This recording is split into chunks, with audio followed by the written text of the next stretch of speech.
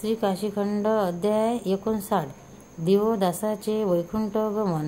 विष्णू व बिंदू माधव चतुर्भुज विष्णू कार्तिकीय अगस्त ऋषींना दिवोदास राजाची कथा सांगू लागला। कार्तिकीय म्हणाला, दिवोदास राजाने वैकुंठलोकी जाण्यापूर्वी यवनाश्व राजकुमाराकडे राजकारभाराची जबाबदारी सोपवली।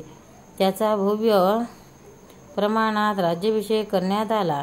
सर्व राजकारभार सुपूर्त केल्यानंतर त्याने श्रीपतीच्या उपस्थितीत पवित्र गंगाजलात स्नान केले।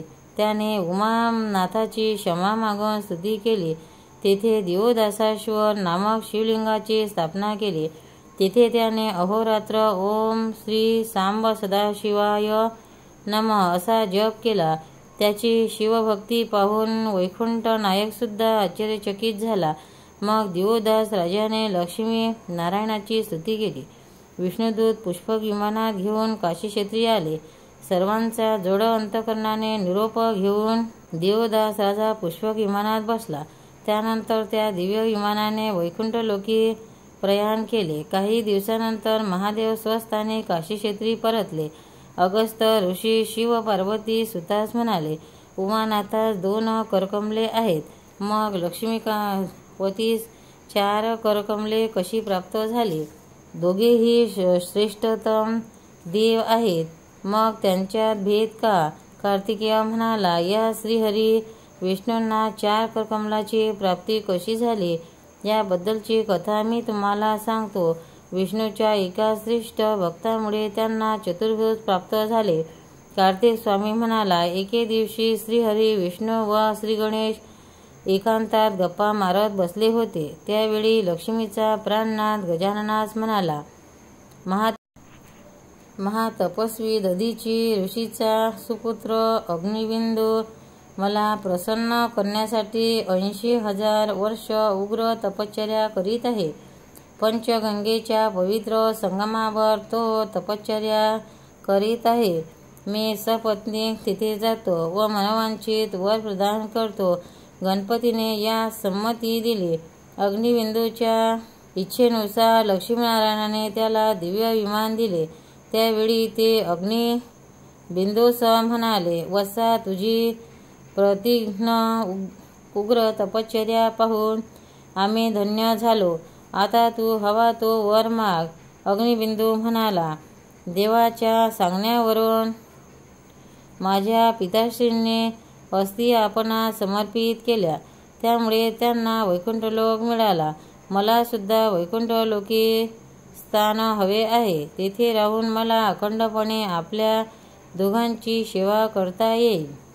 यावर विष्णू म्हणाला, वत्सा, तू ज्या ठिकाणी 80,000 वर्ष उग्र तपश्चर्या केली ते स्थान वैकुंठ लोकापेक्षा लाखपटीने श्रेष्ठ आहे। तू प्रत्यक्ष काशीमध्ये पंचगंगेजवळ पवित्र मणिकर्णिका तीर्थाजवळ राहून तप केलेस। तुला महान पुण्य प्राप्त झाले आहे। या काशीक्षेत्राच्या वैभवापुढे सर्व देवांना स्वर्गसुख तुच्छ वाटते। मला सुद्धा या काशीक्षेत्री येण्याची खूप दिवसापासून इच्छा होती। आज ती सफल झाली। या काशीमध्ये विश्वनाथ नामक सुप्रसिद्ध शिवलिंग आहे। या त्रैलोक्यात वाराणसीसारखे दुसरे श्रेष्ठतम स्थान नाही। या काशीमध्ये महादेवाचे निवासस्थान आहे।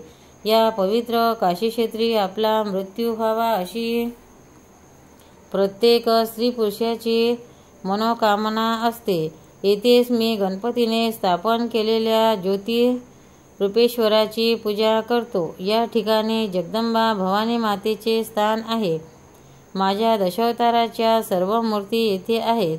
या मणिकर्णिका तीर्थामुळे अनेक पापीजनांचा उद्धार झाला आहे। मणिकर्णिका मणिकर्णिका मणिकर्णिका नमो नमः असा जप केल्यास यम सुद्धा वंदन करतो। या जपामुळे मनुष्यास मोक्ष प्राप्त होतो।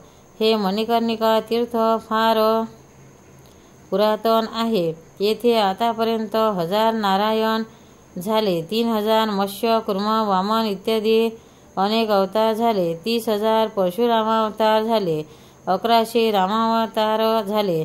पुढे असे अनेक अवतार होतील। या काशी क्षेत्रात महिमा अलौकिक आहे। आजपासून तुला सर्वजण बिंदू माधव या नूतन नावाने ओळखतील। बिंदू माधवाने विष्णूंना प्रेमालिंगन दिले। बिंदू माधव विष्णुमय झाला। त्याची प्राणज्योती विष्णूच्या दिव्य शरीरात समावली। त्यामुळे त्या श्रेष्ठ भक्ताचे दोन्ही हात नारायणास मिळाले व विष्णूला 4 करकमल प्राप्त झाले। देव व भक्त यांच्यात अटूट नाते असे असते हे आपणास या कथेवरून कळेल। आज सुद्धा त्या ठिकाणी बिंदू माधव नामक मूर्ती आहे। बिंदू माधवाच्या अफाट प्रेमसागरामुळेच विष्णूंना चतुर्भुज नाव प्राप्त झाले। या दिव्य अध्यात्म्याचे पठण व श्रवण केल्यास काशी क्षेत्राची यात्रा केल्याचे महान पुण्य लाभेल।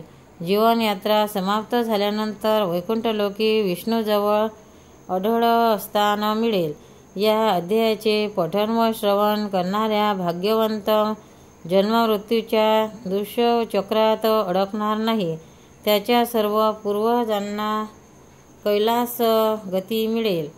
मणिकर्णिका मणिकर्णिका मणिकर्णिका नमो नमः। जय जय शिवशंभो शंकर पार्वती पती हर महादेव।